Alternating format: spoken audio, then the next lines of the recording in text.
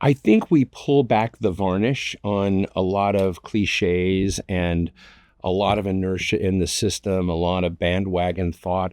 The fact is, we're at a fragile time globally, and not everything is going as well as could be expected. We see a world with a lot of sanctions. We see, trade behaviors. In fact, I was talking to Nicholas Lang, who has done a phenomenal job of looking how trade patterns have changed in the world, how you have a disconnection to somewhat a decrease in between China and the U.S., but China's amping it up with Southeast Asia and other places. So what we're doing here is, I think, we're revealing trends and revealing issues that I think are unique, that shouldn't be. They should be understood and known, and that's what this conference does. The most surprising thing I heard was with Gina Raimondo looking at what we were planning to do and what the measure of success would be in the next 4 to 5 years in the United States.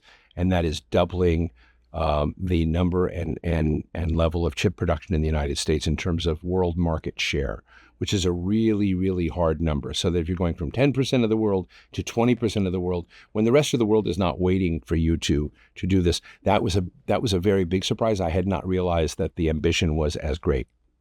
I'm really interested in technology. I tell everyone we're on the edge of so many technological revolutions, but if Galileo were alive, he would still be in jail. There's a lot of populism rising in the United States, a lot of doubt about AI. And when you kind of look at what AI can do, the problems it can solve, the way we can leapfrog over some of the problems, but there's also, probably appropriately, some concern, about AI going off the rails in directions that may be destructive rather than constructive.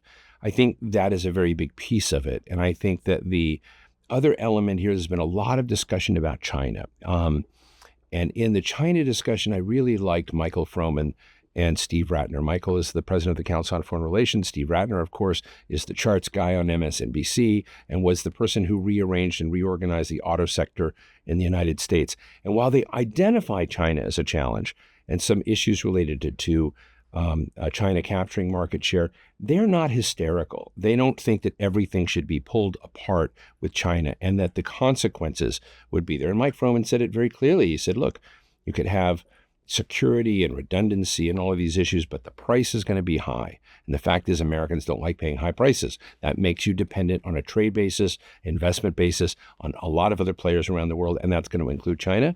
And that was really interesting and powerful because it runs against the grain of the conventional wisdom in Washington, D.C. right now. I think Ajay Banga is working hard, and I think that Nicholas Lang with BCG was a very important part of this.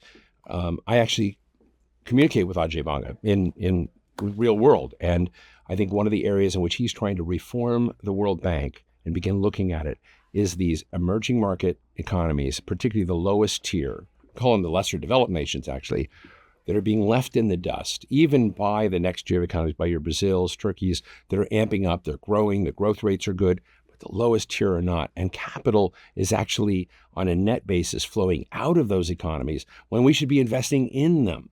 But they're parking their money in the United States and in Europe and other areas when they should be building infrastructure, new energy options, dealing with climate. So it's very worrisome. And I think Ajay Banga is trying to turn that around and raise a flag on that. And I think our discussions today from Nicholas Lang, from Mike Froman, from others that are looking at how do you have holistic and inclusive global growth? Because if we don't, let me just say the world burns up. Climate has got to be baked in. We had a session with Senator Sheldon Whitehouse this morning saying we have to be careful of creating economic models that don't include how do we deal with climate remediation built into all of this. So I would applaud what Ajay is trying to do. What I would bring him more granular detail from some of the people we've had speak here.